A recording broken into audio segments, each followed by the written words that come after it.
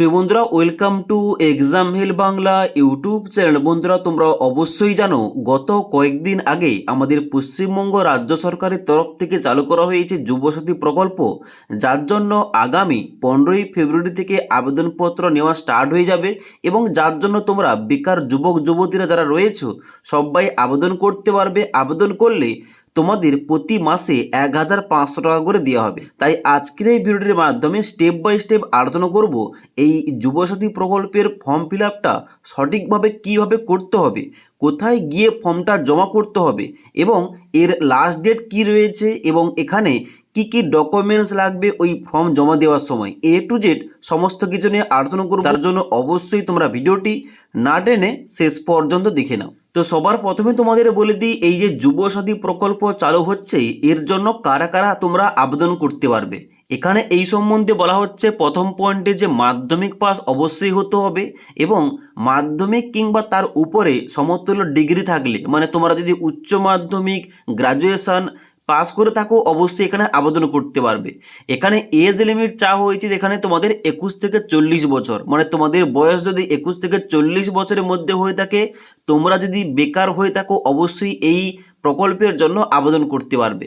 এবার দ্বিতীয় পয়েন্টে কি বলা হচ্ছে, দ্বিতীয় পয়েন্টে বলা হচ্ছে চাকরি না পাওয়া পর্যন্ত 5 বছর অবধি 1500 টাকা করে সাহায্য এবং 5 বছর পর চাকরি না পেলে পুনরায় পর্যালোচনা করা হবে।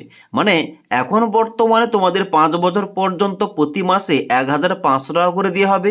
এবার 5 বছর পর্যন্ত তোমরা চাকরি না পেলে তার পরবর্তীতে আবার তোমাদের পুনরায় পর্যালোচনা করে তোমাদের কিন্তু আবার প্রতি মাসে 1500 টাকা করে দেওয়া হবে। ওকে, এবার 3 নম্বর পয়েন্টে বলা হচ্ছে কি যে SBMCM স্কলারশিপ, মানে যারা স্বামী বিবেকানন্দ মেরিট কাম মিন স্কলারশিপের টাকা পাচ্ছে কিংবা এর মতো যে সমস্ত শিক্ষা সম্বন্ধীয় স্কলারশিপ রয়েছে, মেধাশ্রী, শিক্ষাশ্রী মতো রাজ্য সরকারের যে সমস্ত স্কলারশিপ, ওই স্কলারশিপ টাকা পেলেও যুবসাথী প্রকল্পের জন্য আবেদন করা যাবে। তবে এখানে তোমাদের নিচের একটা পয়েন্টে বলা হচ্ছে যে স্কলারশিপ ছাড়া অন্য কোনো সরকারি প্রকল্পের যেমন লক্ষ্মীর ভাণ্ডার, কৃষক বন্ধু ইত্যাদি এই সমস্ত প্রকল্পের যদি কেউ টাকা পেয়ে থাকে কিংবা আর্থিক সাহায্য পেয়ে থাকে, তারা কিন্তু এই প্রকল্পের টাকাটা পাবে না। আশা করি বুঝতে পারলাম। এবার এই যুবসাথী প্রকল্প চালু হচ্ছে আগামী 1 এপ্রিল 2026 তারিখ থেকে এবং এর জন্য আবেদনপত্র জমা নেওয়া হবে আগামী 15ই ফেব্রুয়ারি থেকে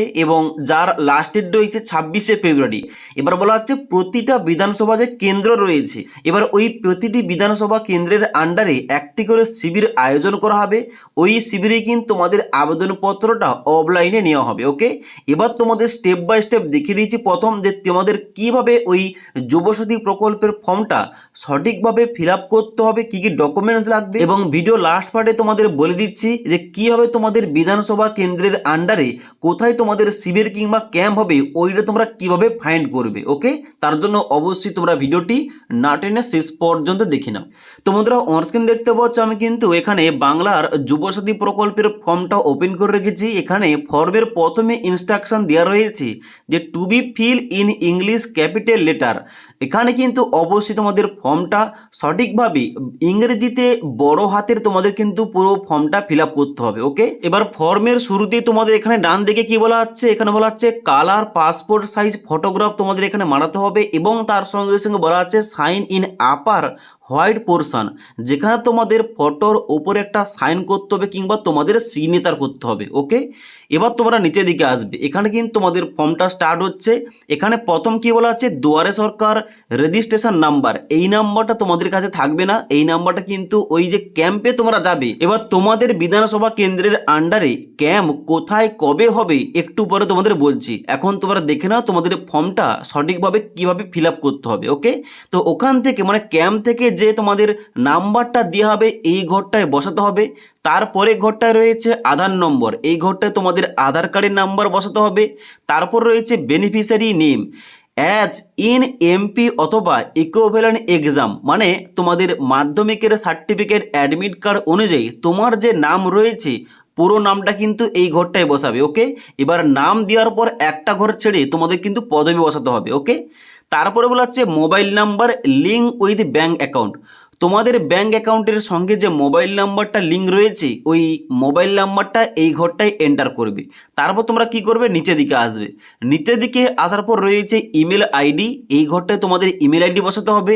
তারপর রয়েছে জেন্ডার, এখানে তোমরা মেল না ফিমেল অ্যাপ্লিকেশন করছো, যদি তুমি মেল কিংবা তোমরা ছেলেরা আবেদন করলে এখানে কিন্তু মেলের ঘরে তোমরা টিক চিহ্ন এইভাবে বসাবে, ওকে। আর ফিমেল হলে কিন্তু ফিমেলের ঘরে তোমরা টিক চিহ্ন দেবে এইভাবে। এবার তোমরা নিচের দিকে আসবে। নিচের দিকে আসার পর রয়েছে ডেট অফ বার্থ, এখানে কিন্তু তোমাদের জন্ম তারিখ বসাতে হবে। এবার এখানে কিন্তু তোমাদের বসাতে হবে 1/4/2026 তারিখ অনুযায়ী তোমার বর্তমান বয়সটা কত, এখানে কিন্তু তোমাদের বসাতে হবে এই ঘরটায়, ওকে। তারপরে বলা হচ্ছে ফাদার নেম, ডান দিকে তোমরা বাবার নাম বসাবে। মাদার নেম, এখানে কিন্তু তোমাদের মায়ের নাম বসাতে হবে। যারা তোমরা এখানে বিবাহিত মহিলা কিংবা যারা তোমরা বিবাহিত পুরুষ এখানে আবেদন করছো, তোমাদের কিন্তু এখানে ডান দিকের ঘরে তোমরা যারা বিবাহিত মহিলা তোমরা স্বামীর নাম দেবে। যারা তোমরা বিবাহিত ছেলেরা রয়েছো তোমাদের কিন্তু এখানে স্ত্রীর নামটা বসাতে হবে, ওকে। তারপর নিচের দিকে আসবে। নিচের দিকে আসার পর বলা হচ্ছে ক্যাটাগরি, ইফ নট জেনারেল, এখানে কিন্তু তোমাদের দিতে হবে এসসি এসটি ওবিসি। এবার তোমরা জেনারেল হলে এখানে কিন্তু এই ঘরটায় টিক চিহ্ন দেবে, আর যারা তোমরা এসসি এসটি ওবিসি এর মধ্যে তোমরা যেটা অবশ্যই কিন্তু ওই ক্যাটাগরির উপরে তোমরা টিক চিহ্ন বসাবে, ওকে। তারপর তোমরা কি করবে, নিচের দিকে দেখতে পাচ্ছ রয়েছে সার্টিফিকেট নম্বর। এবার তুমি যদি জেনারেল বাদে এসসি এসটি ওবিসি ক্যাটাগরি থেকে বিলং করো, অবশ্যই তোমাদের উপরে টিক চিহ্ন দিয়ে সার্টিফিকেট নাম্বারটা এই ঘরটায় বসাতে হবে। আশা করি বুঝতে পারলাম। এবার তোমরা নিচের দিকে আসবে, এখানে বলা হচ্ছে ম্যারিটাল স্ট্যাটাস, তোমরা ম্যারিড না আনম্যারিড, মানে তোমরা বিবাহিত নাকি অবিবাহিত এখানে তোমাদের বসাতে হবে। যদি অবিবাহিত হয়ে থাকো এই আনম্যারিডের ঘরে টিক চিহ্ন বসাবে। যদি তোমরা বিধবা কিংবা বিপত্নীক হয়ে থাকো এই ঘরটায় টিক চিহ্ন দেবে। যদি তোমরা ম্যারিড কিংবা বিবাহিত হয়ে থাকো এই ঘরটায় টিক চিহ্ন বসাবে, ওকে। তারপর তোমরা নিচের দিকে আসবে, এখানে বলা হচ্ছে কন্ট্যাক্ট ডিটেলস, যার মধ্যে প্রথম রয়েছে হাউস অথবা প্রিমিসেস নম্বর, বাড়ির নম্বর কিংবা প্রাঙ্গণ নম্বর জায়গায় তোমাদের বাড়ির নম্বরটা বসিয়ে দেবে। তারপরে ভিলেজ টাউন সিটির জায়গায় তোমরা যে এলাকা থেকে বিলং করছো, তুমি হয়তো গ্রাম এলাকা থেকে বিলং করছো, এখানে কিন্তু তোমাদের গ্রামের নামটা বসিয়ে দিতে হবে। তারপর রয়েছে পোস্ট অফিস, পোস্ট অফিসের নামটা বসাবে। তারপরে তোমাদের গ্রাম পঞ্চায়েতের নামটা বসাবে। তারপরে তোমাদের ব্লকের নাম বসাবে। তারপর তোমাদের পুলিশ স্টেশনের নামটা কি রয়েছে এখানে বসাবে। তারপরে দেখতে পাচ্ছ জেলা কিংবা ডিস্ট্রিক্টের নামটা বসাবে। তারপরে পিনকোডটা এখানে কিন্তু তোমাদের পিনকোডটা বসিয়ে দিতে হবে, এবং নিচে কিন্তু ওয়েস্ট বেঙ্গল অটোমেটিক এখানে লেখা রয়েছে। এবার তোমরা কি করবে, নিচের দিকে আসবে। নিচের দিকে আসার পর এবার তোমাদের দিতে হবে এডুকেশন কোয়ালিফিকেশানের তথ্যগুলো। যেহেতু এখানে মাধ্যমিক পাস যোগ্যতায় আবেদনটা নেওয়া হচ্ছে, তার জন্য মাধ্যমিকের কোয়ালিফিকেশান তথ্যগুলো দিতে হবে। এখানে কি বলা হচ্ছে, মাধ্যমিক কিংবা সমতুল্য পরীক্ষার বিবরণ, যেখানে প্রথম রয়েছে রোল নাম্বার। এই যে প্রথম দেখতে পাচ্ছ রোল, এখানে কিন্তু তোমাদের শুধুমাত্র রোলটা দিতে হবে এবং নম্বরটা কিন্তু ডান দিকের ঘরে দিতে হবে। তোমরা দেখবে মাধ্যমিকের অ্যাডমিট কার্ডে রোল এবং নাম্বার আলাদা আলাদা দেওয়া রয়েছে, তার জন্য তোমাদের কিন্তু প্রথম ঘরটায় রোল এবং তারপরে ঘরটায় তোমাদের নম্বর বসিয়ে দিতে হবে। এবং ডান দিকে ইয়ারের জায়গায় এখানে কিন্তু তুমি কত সালে মাধ্যমিক পাস করেছো, এখানে কিন্তু তোমাদের ওই সালটা দিতে হবে, ওকে। এবার নিচেও দেখতে পাচ্ছ বোর্ডের নাম সিলেকশন করতে হবে। তুমি যে বোর্ড থেকে মাধ্যমিক পাস করেছো, এখানে কিন্তু তোমাদের ওই বোর্ডের ঘরে তোমাদের টিক চিহ্ন দিতে হবে, ওকে। এবার যদি তোমাদের এখানে বোর্ডের নামটা না থেকে থাকে, এখানে কিন্তু অ্যান্ড আদার্স এখানটা কিন্তু তোমরা টিক চিহ্ন দিতে পারো, ওকে। এবার প্রায় কিন্তু আমাদের ওয়েস্ট বেঙ্গলের সমস্ত যে ছেলেমেয়েরা রয়েছে তাদের কিন্তু এখানে বোর্ডের নামটা রয়েছে WBBSE, মানে West Bengal board of secondary education.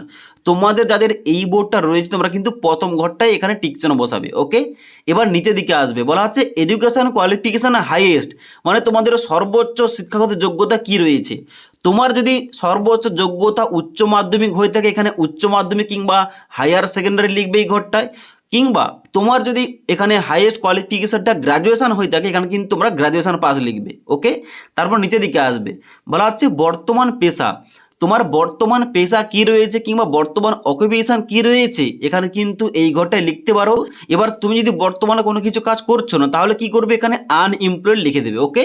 তারপর নিচের দিকে আসবে, বলা হচ্ছে ব্যাঙ্ক অ্যাকাউন্ট ইনফরমেশান, যেখানে কিন্তু তোমাদের সঠিকভাবে ব্যাঙ্ক অ্যাকাউন্টের তথ্যগুলো দিতে হবে। এখানে বলা হচ্ছে ব্যাংক নেম, প্রথম ঘরটায় তোমাদের ব্যাংকের নাম দিতে হবে। তারপরে ঘরটায় ব্যাংক ব্রাঞ্চ নেম, মানে ব্যাংকের শাখা অফিসের নামটা এই ঘরটায় লিখবে। তারপরে ব্যাংক অ্যাকাউন্ট নাম্বারের জায়গায় তোমাদের ব্যাংক অ্যাকাউন্টের নাম্বার লিখতে হবে। তারপর তোমাদের আইপিএসসি কোডটা দিতে হবে। ওকে, এবার এখানে কিন্তু তোমাদের স্পষ্টভাবে বলা রয়েছে আধার কার্ডের সঙ্গে তোমাদের কিন্তু ব্যাংক অ্যাকাউন্টটা লিঙ্ক থাকতে হবে। এবার নিচে দেখতে পাচ্ছ বলা হচ্ছে যে whether financial assistant receive from government except for any state provident financial assistance for educational benefit or scholarship, মানে শিক্ষাগত স্কলারশিপ বাদে তুমি যদি অন্য কোনো সরকারি টাকা পেয়ে থাকো, যেমন কৃষক বন্ধু, লক্ষ্মী ভাণ্ডার ইত্যাদি, তাহলে কিন্তু এখানে তোমাদের ইয়েস এর ডান দিকে টিক চিহ্ন করতে হবে। আর যদি না পেয়ে থাকো এখানে নোর ডান দিকে টিক চিহ্ন করতে হবে। ওকে, এবার নিচে দেখতে পাচ্ছ বলা হচ্ছে ইফ ইয়েস গিভ ডিটেলস, মানে তুমি যদি অন্য কোনো প্রকল্পের টাকাটা পেয়ে থাকো এখানে কিন্তু তুমি নিচে প্রকল্পের নাম কিংবা তুমি কোন প্রকল্পের আন্ডারে টাকাটা পাচ্ছ এখানে কিন্তু তোমাদের দিতে হবে ডিটেলসটা। তারপর নিচের দিকে আসবে, এখানে তোমাদের সমস্ত ডকুমেন্টসের লিস্ট দেওয়া রয়েছে, কি কি তোমাদের ডকুমেন্টস লাগবে ওখানে তোমাদের ক্যাম্পে। ওকে, ওখানে কিন্তু তোমাদের এই ফর্মটার সঙ্গে তোমাদের যাবতীয় ডকুমেন্টস কিন্তু জমা নিয়ে হবে। বলা হচ্ছে এখানে 1 নম্বর পয়েন্টে মাধ্যমিক অথবা ইকুইভ্যালেন্ট অ্যাডমিট কার্ড, মানে মাধ্যমিকের অ্যাডমিট কার্ড লাগবে। তারপরে বলা হচ্ছে 2 নম্বর পয়েন্টে মাধ্যমিক ইকুইভ্যালেন্ট মার্কশিট, মানে মাধ্যমিকের মার্কশিট লাগবে অথবা সার্টিফিকেট লাগবে। তারপর তোমাদের 3 নম্বর পয়েন্টে বলা হচ্ছে কপি অব আধার কার্ড, মানে আধার কার্ডের কপি লাগবে। তারপর তোমাদের 4 নম্বর পয়েন্টে বলা হচ্ছে কপি অব ভোটার কার্ড, মানে ভোটার কার্ডের কপি লাগবে কিংবা জেরক্স লাগবে। 5 নম্বর পয়েন্টে বলা হচ্ছে ফার্স্ট পেজ অফ পাসবুক, মানে ব্যাংক অ্যাকাউন্টের প্রথম পাতার জেরক্স, মানে যেখানটায় সমস্ত অ্যাকাউন্ট নাম্বার, আইপিসি কোড, তোমার নাম, অ্যাড্রেস ইত্যাদি রয়েছে।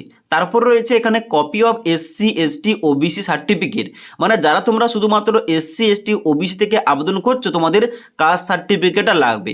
তো এই করে কিন্তু তোমাদের ডকুমেন্টস লাগবে, এবং বলা হচ্ছে যে তোমাদের যে সমস্ত ডকুমেন্টসের কথা বলা হচ্ছে প্রতিটি ডকুমেন্টসের নিচে সেলফ অ্যাটেস্টেড করা থাকবে, যেখানে কিন্তু তোমাদের নিজের স্বাক্ষর করা থাকবে। ওকে, এবার নিচের দিকে আসবে, নিচের দিকে আসার পর এখানে তোমাদের ডেটের জায়গায় তুমি যে ডেটে ফর্মটা জমা করবে ক্যাম্পে গিয়ে ওই ডেট কিংবা তারিখ দেবে। ডান দিকে তোমাদের এখানে সিগনেচার করতে হবে, পুরো সিগনেচার।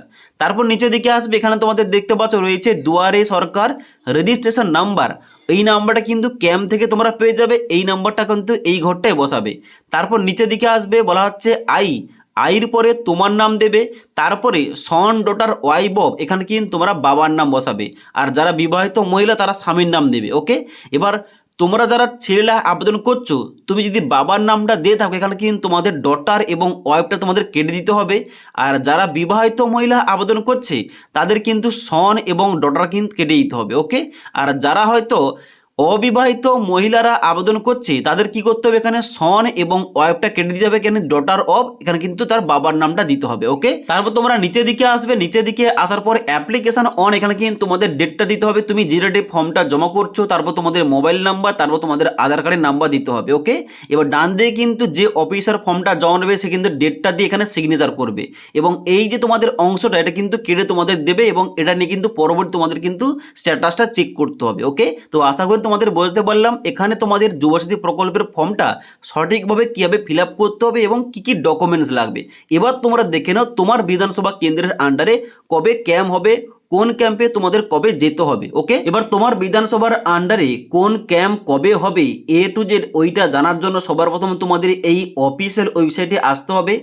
এই অফিসিয়াল ওয়েবসাইটের লিঙ্কটা কিংবা ওই যে ফর্মের ডাউনলোড করার পিডিএফের লিঙ্কটা, সমস্ত লিঙ্ক কিন্তু আমাদের examrasta.com দেওয়া রয়েছে। তোমরা চাইলে আমাদের ওয়েবসাইটে ভিজিট করে তোমরা সমস্ত কিছু চেক করতে পারো এবং ফর্মটা তোমরা ডাউনলোড করতে পারো। ওকে, তো এখানে আসার পর তোমাদের কিন্তু দেওয়া রয়েছে ফাইন্ড ইওর ক্যাম্প, এই অপশানটাই ক্লিক করবে। ক্লিক করার সঙ্গে সঙ্গে তোমাদের পরবর্তী একটা পেজ খুলবে। এখানে দেখতে পাও তোমাদের কিন্তু ডেটটা দেওয়া রয়েছে আগামী 15ই ফেব্রুয়ারি থেকে তোমাদের কিন্তু ফর্মটা নেওয়া স্টার্ট হয়ে যাবে, এবং যার লাস্ট ডেট রয়েছে এখানে 26শে ফেব্রুয়ারি পর্যন্ত। ওকে, এবার এখানে কিন্তু তোমাদের সমস্ত ডিস্ট্রিক্ট এবং অ্যাসেম্বলি এবং ব্লক অফিস অনুযায়ী তোমাদের কিন্তু সার্চ করার অপশান দেওয়া হবে, এখান থেকে তোমরা সার্চ করতে পারবে। এখন বর্তমানে শুধুমাত্র আলিপুরদুয়ার ডিস্ট্রিক্টটা এখানে কিন্তু শুধুমাত্র খুলে গেছে লিঙ্কটা, তবে এখানে কিন্তু তোমাদের ডিস্ট্রিক্ট চুজ করার জন্য এবং অ্যাসেম্বলি চুজ করার জন্য তোমাদের অপশান দিয়ে হবে, এবং ব্লক অফিস চুজ করার জন্য অপশান দিয়ে হবে। এইগুলো চুজ করার পর তোমাদের এলাকার মধ্যে ক্যাম্পটা কোন ডেটে রয়েছে, কোথায় তোমাদের যেতে হবে, ভেন্যু কি রয়েছে, টু জেড তোমরা কিন্তু নিচে চেক করতে পারবে।